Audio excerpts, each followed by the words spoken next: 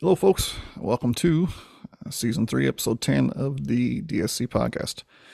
I'm going it alone tonight from a host perspective, but I got a couple of great young guests joining me. Not going to be a long one. We'll keep it nice and short, but a couple of, I consider to be the couple of premier hockey players in Newfoundland and Labrador in their age category.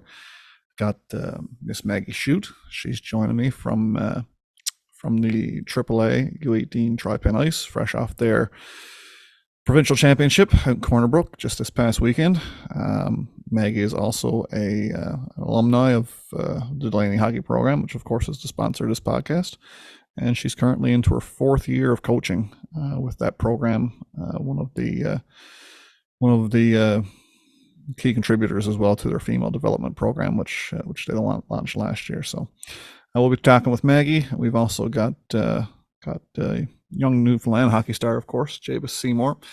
Jabez has been opening some eyes all around the hockey scene locally last couple of years, but in particular this year he's taken some great steps.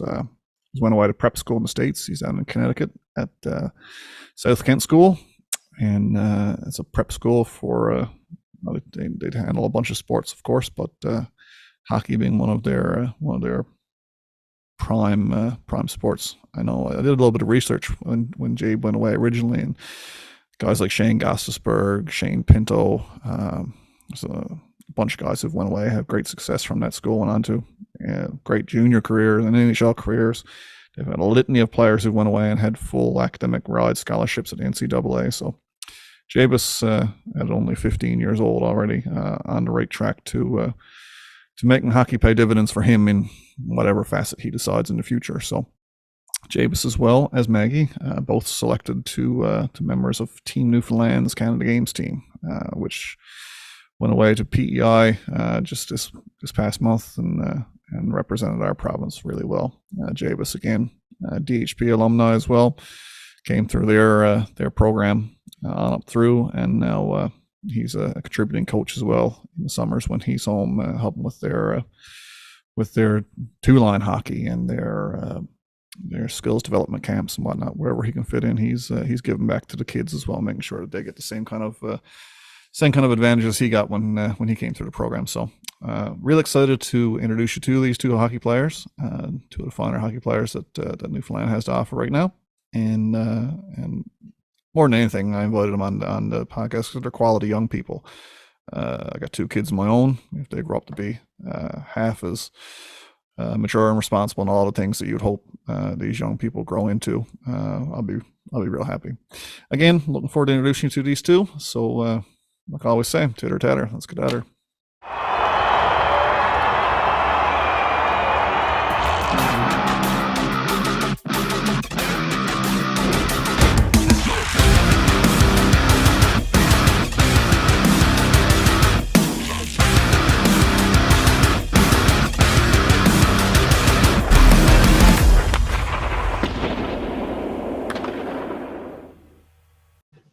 Okay, folks, welcome to Season 3, Episode 10 of the Deke Snipe Selly podcast. I'm your only host tonight. Name is Ryan Gates, of course.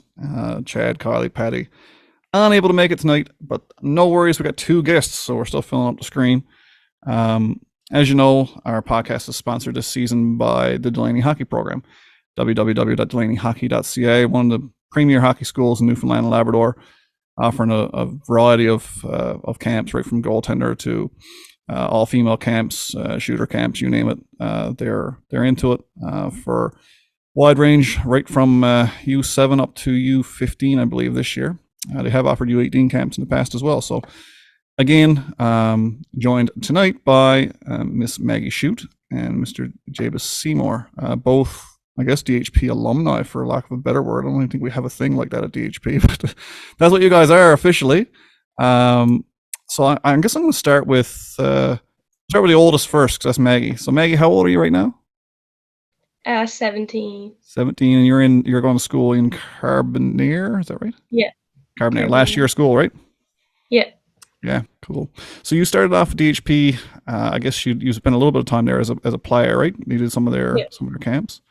So I guess the better question for that is how did that kind of impact your growth as a player early on? I started with getting to know Ryan from the Ice Warriors camp when I was younger, around Pee Wee.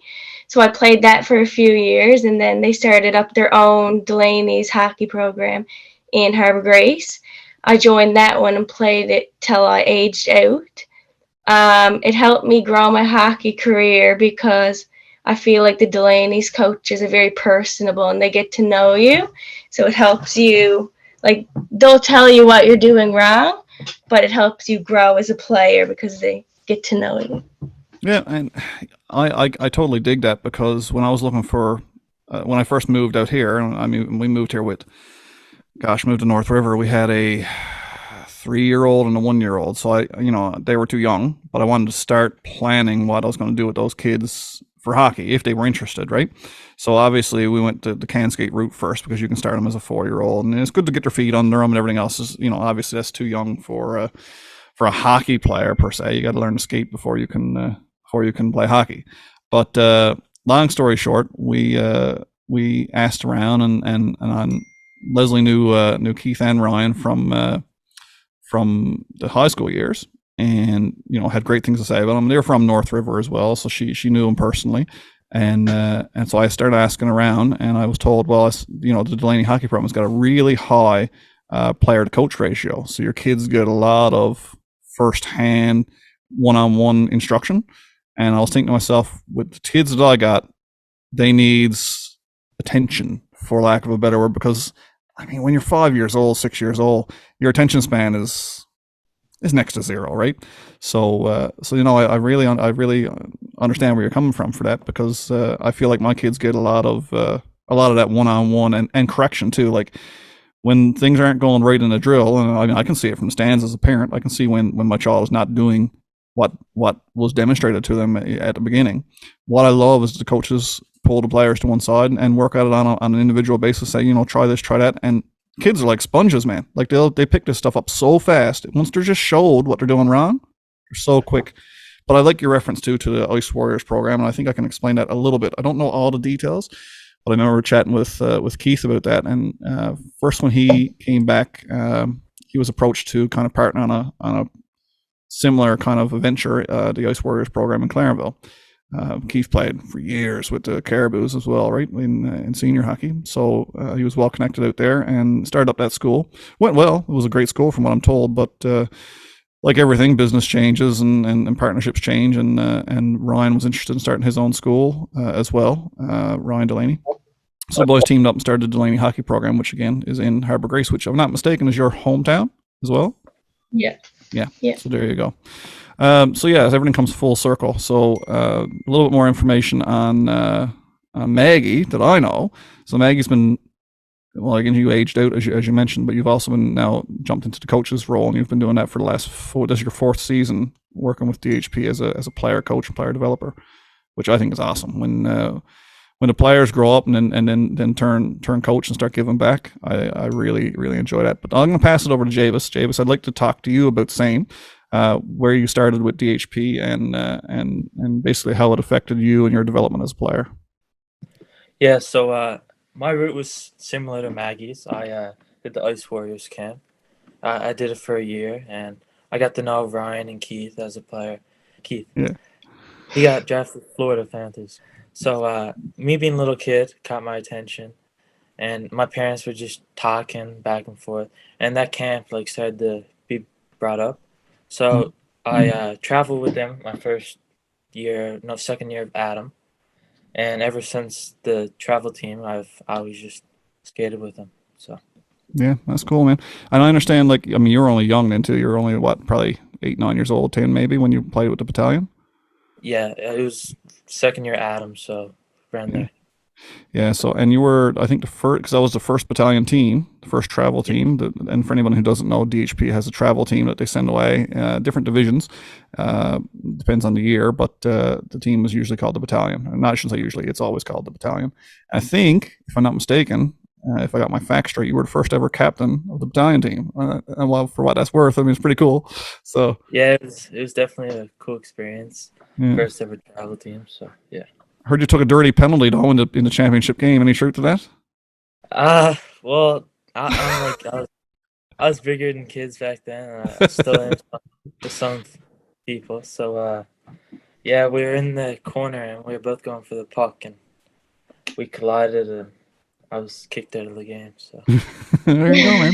Won't be your. yeah, It's not your. Maybe it was your first. I don't know, but it won't be your last. So yeah, it was my first. I definitely didn't agree with the call, but it yeah, is what it is. That's how hockey goes sometimes. So that's it, man. You shake it off. But long story short, that game, even though you didn't get to finish the game, the team came out on top. Uh, big, big turning moment. I believe was, if I'm not mistaken, the story I heard on now. Because I mean, Ryan have told me the story a couple of times. So I've asked because I was curious because again, it's the first ever time travel team went away and came out with a championship. And I believe it was Patrick Lamb scored a short-handed goal in that game to kind of bring the team back to even when you guys were down by one. Anyway, long story short, the battalion brought home a championship that year, first ever time they went away, and they've been going away ever since. Which leads me to the next topic, is the evolution of the travel team, which is really cool because this year, I'm told, I don't think it's. I shouldn't say I don't think it's official. I think it's as official as it's going to be right now. They're sending away a couple of youth travel teams in the female division for the first time ever, which I think is really neat. And who knows, Maggie might get to travel with that. We'll see. She's a high end coach for us now.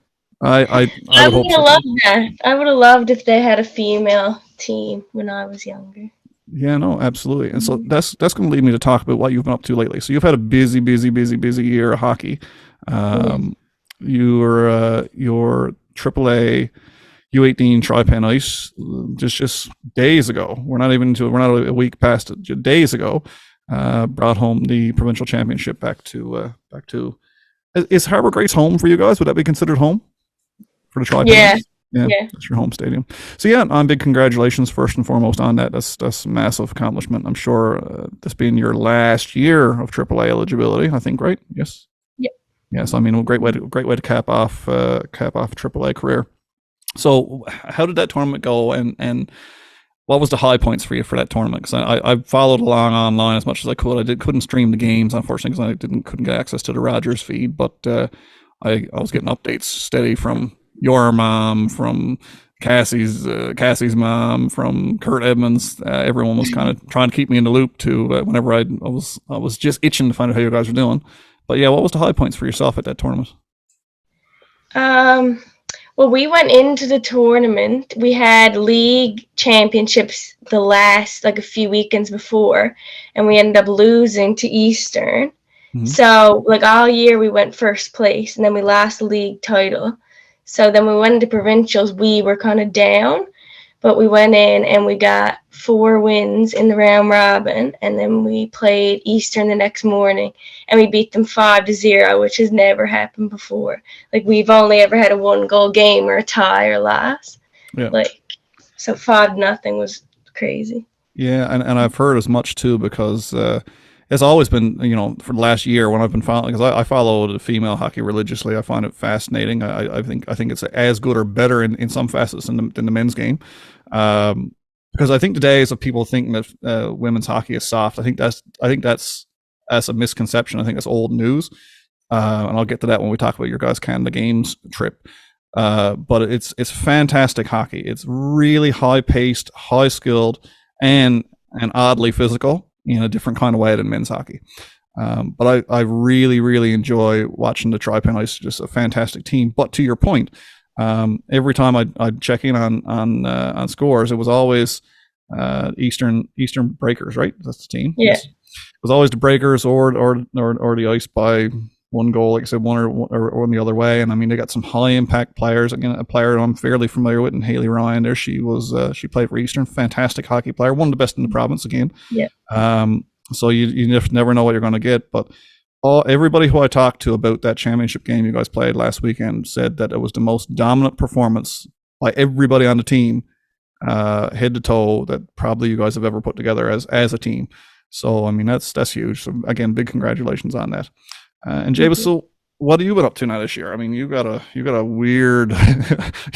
This could take a while. I know if we talk about it all, but you've had a big life-changing experience in hockey this year. Yeah, so I first went away August 21st, if I'm not mistaken, to South Kent School. I was scouted by the head coach, Andre Yerdov, and I've been just down there grinding it out. And we had the Gatorade Cup, like the Q Cup. So Mhm. Team Newfoundland, I got to play with that team. It was awesome experience. So got lots of eyes on me.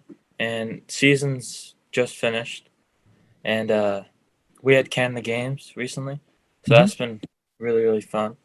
But at South Ken, it's been an awesome experience down there, and it was hard at first for me being away from like my family and everything like that. But I definitely overcame that challenge, so I'm here today. Yeah, well, absolutely, man. I'm super proud of you for everything you did because I don't care who you are. I mean, you're and again, we did some age dropping on Maggie, but you're still 15 right now, right? Yep, correct. So I mean, I don't care what age you're at. When you're leaving home for the first time, whether you're going to St. John's University, it was the same thing for me at 18 years old, first time away. It doesn't matter. It's always a culture shock getting used to even the simple things. You know, getting used to your own laundry or you know taking care of stuff that mom might have babied you on prior to because you know prior to moving away, you're still someone's kid, right? So it's a big adjustment, and not a lot of people can always hack that. Sometimes that's no matter how good of an athlete you are. Sometimes that's the stumbling block, and that's the mental block that people put in front of themselves. And so you've had a great season. I've been following your season, watching when I can when there's a live feed online. You've been playing incredibly well, very noticeable on the team. So I'm not surprised when of course you played in the Q Cup, went on to play at the Canada Games. So I think that's a great segue into the Canada Games. Now, here's an interesting fact. Maggie, what number do you wear with the tri-pin ice? 88. Jabez, what number do you wear with South Canada? 88. Maggie, what number did you wear at the Canada Games? 18. Jabez, number did you wear at the Canada Games? 18. Now, how weird is that? So there's some DHP connection there somewhere along the way. That's pretty cool. But yes, you guys both went away and played at the Canada Games. Both incredibly good showings. Maggie's much different than Jabez's in one sense. Your line, Maggie. Your line was incredible. That line, I think, centered by Molly Power. Is that fair? Yeah. Yeah. Yeah. I would say one of the most consistent lines on the ice, game in, game out, every game. That line was always in the offensive end, always on the puck. Just not a ton of puck luck. There was just there was a lot of, I won't say missed opportunities because they weren't. It was just hockey.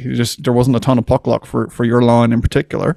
But I mean, played incredibly well. Jabez, on the other hand, centered his own line. So you were flanked by Brody Harnham, another guy with some DHP connection, but only briefly. I think he played some 2-line, I believe, that DHP offers. And what's the other kid's name? Blake, right? Yeah, Kalen Blake. Kalen Blake, yeah. Again, I think he's an underager, isn't he? Yeah, he's an 08. Yeah. So again, fantastic line. I thought your guys' line again, one of the most impressive for Team NL. I thought it for what it was, gelled incredibly well. I mean, you're a big body centerman, and then you had a couple of what I'll call smaller forwards on your wings. But man, oh man, did you guys ever click well for the entire tournament? It was really fun to watch. So, I mean, when it comes to the Canada Games, I guess I'll throw it to Maggie first. What's going to be your standout memory, I guess, from the Canada Games? What's going to stick in your mind for a lifetime? My favorite memory is we were watching. So Team Ontario had 10 or more committed Team Canada girls on their team. So they were like wicked, like they beat every team by like 10 goals the whole tournament. And then they played Nova Scotia, who in ACC we tied Nova Scotia. So like we're kind of on par with them. Anyway, so we were watching the game, and Nova Scotia ended up beating Team Ontario. Okay. And like it was crazy. Like the whole stadium was packed and everyone was gone crazy. And then after the game, we went down in the hall, in the tunnel, for when the girls got off the ice, and we just like hyped them up when they got off. And like some of the girls in Nova Scotia were crying and everything. It was like wicked. It was so much fun. And ain't that a testament to hockey? I mean, like you're never out of a game, right? I mean, I mean, yes, at the end of a game, you're out of a game if you're down 8-0. But like going into a game, when you're put on your skates, you're hitting the ice, you're never out of that game until the final whistle blows, right? And no one gave Nova Scotia a chance leading up to that game. I was reading articles. It was kind of a preconceived notion or whatever that Ontario was going to win and it was going to move on. They were going to play in the championship, But yeah, I mean, it was a fantastic game. I heard of it, and I didn't tune into the game. I watched all the team Newfoundland games, your games as well as Jabez's games, for obvious reasons. The connection I have with you guys and a few other people on the team, and of course Newfoundland, the team. That's my home team anyway. I had no intentions of watching after Team Newfoundland was done playing. Then I heard about this game that happened, and I actually went back and I watched the game because I was too curious to see just how this team of young girls who shouldn't have won, how they managed to pull it off and playing strong together and everything else. And just like your provincial championship, I mean, you guys got to a different level for that particular game, and it showed, right? And it was exactly the same for Team Nova Scotia. They didn't look at a place at any point. So really, really cool. I mean, it's interesting that one of your favorite memories doesn't necessarily involve your team. So that's kind of cool. What about you now, Jabez? What's your standout memory from Canada games? My standout memory gotta be when we played in a packed barn. We were playing PEI, and it was supposed to be like a really, really close game because we played them before, and I think we beat them 4-3, and so everyone was there to cheer on the home team PEI, and just upsetting the crowd, I guess, playing against them, and when we beat them by a lot. Really good feeling. So yeah, well, as you know, I've become pretty good friends with your mom and dad over the last couple of years because I live in North River. Jabez is from North River. His mom and dad are great people. I love your parents; they're awesome. I played softball with your dad last summer. A bunch of stuff. So I was texting with your mom during the game, and she was out of her mind. She's like, "This is so good. This game is so good." And that was my main takeaway. I was like, Jabez is at a different level here today. He's skating different. And she said it's the crowd. She said he's jacked for this game, and it shows. And sometimes you can't help it, man. The adrenaline kicks in, and you got that extra jump in your step, and it showed that game. You had a great game that game too. Was that your best game? Was am I thinking about the right game now? Is that the 4-pointer? Yeah. Yeah. I mean, we put together a highlight reel for that particular game. It was 2 incredibly beautiful goals and a couple of dandy assists there as well. I think one of them was, or maybe 2 of them were power play assists with Pettigrew. But anyway, again, amazing game, and I got a couple of standout moments that I'd like to talk about because again, I watched solely with the purpose of watching you two, as well as again on the men's side, I was keen to watch Patrick Lamb play again with his connection to DHP and from Bay Roberts, and on the ladies' side, of course, watching Cassie Drover, Bethany Pitcher, Haley Ryan as well, all girls who I've met through DHP as well, through the female development program that they've started. So I had lots of reason to watch, but I remember one play in particular for Maggie, and I was so impressed because it wasn't what I had pictured you doing as a player. Because I anytime I've watched you play, it's a real finesse game that you play. I really like your approach to the game. But you took on the role of net front presence several times in one shift, and you took a beating, but you gave a beating too. And I was like, that's solid. That's not what I was expecting. And you played the role incredibly well. It really stood out to me as I don't know. It was just one of those times. I think I'll just remember that in particular because it was so out of the norm for what I was expecting from you, and it just shows again your development as a player and commitment to playing team game and everything else. So I thought that was really cool. And for Jabez, what stood out to me, of course, was your game against UConn. Not from an offensive perspective, even though you had 2 or 3 points in that game. You were matched up head to head with one of the top prospects in Canada in Gavin McKenna. When he was on the ice, you were on the ice. This is a kid who came into that game with, I don't know, 26 points in 2 games. Like the kid is just an absolute phenom. You were matched up against him defensively, and you didn't look at a place at all. And that was, while I liked the 4-point game, don't get me wrong, I was cheering the whole way. Like people probably next door were wondering what the hell's Ryan at, but I was excited. But watching your 200-foot game against arguably the best player in your age group in Canada was the chef's kiss for me on the tournament. I thought that's said a lot about you as a player, because like I said, there's lots of people in that tournament can put the puck in the net. There's lots of people that can make great plays, but being able to defend a guy who's just tearing the tournament apart, pretty impressive, man. So again, that was my two takeaways, and probably not things that normal people would pick out as high points, but hey, that's me. I'm a weirdo. But no, guys, I don't want to make this longer than it got to be. You guys are both fantastic hockey players. I wanted to get on, have a little chat, just chat about the Canada games with you. So basically, I'm wondering what's next for you guys, if there is anything. I mean, Maggie, have you got any plans after high school to keep this going? And if not, as a player, as a coach, like what's your end game with hockey? Playing, I don't think so. I thought about a few different paths, but I think I'm just gonna go to MUN. But coaching, definitely. I'm gonna start to do my coaching course as soon as I'm done hockey in a few weeks. Good for you. And I'm gonna try to get as high up as I can. Yeah, good for you. And hopefully coach a team in L one day. Yeah, absolutely. Well, I mean, you both know head coach Linda Massey from the women's side. She's connected with DHP. Amazing coach. I mean, he gets to pick the brains of guys like Keith Delaney, Ryan Delaney too when you're involved in the camps. The interesting part I find about all three of them are school teachers, besides the fact that they're coaches. So their ability to relay information to the kids while still being able to be high performance, high level athletes, I think, is what makes them excellent tutors for people who want to be coaches in the future. So I think you're definitely in the right place. And I mean, I've been watching you now for 2 years at DHP as a coach, and you're doing a fantastic job, Maggie. This is not me being biased or anything. I think you're one of the best coaches they have down there, and I've voiced that several times to anybody willing to listen. So, no, keep doing what you're doing. I mean, the sky's the limit for you for sure. What about you, Mr. Jabez? What's next on the radar? I mean, you're a little bit younger. You got a few more years under the belt before you're old like Maggie. Yeah. So I recently just got invited to the Gatorade Challenge. So that's the next thing for me. I'm gonna train and get ready for that, and hopefully have a good showcase. So that's kind of like the next level of the Q Cup, right? If I'm not mistaken. Yeah. Okay, good for you. I heard through the grapevine that you hit the list as well for top prospects heading into the draft. So congratulations on that. Thank you. I think there's only a couple of Newfoundlanders made the list. Period. You being one of them, which is really cool.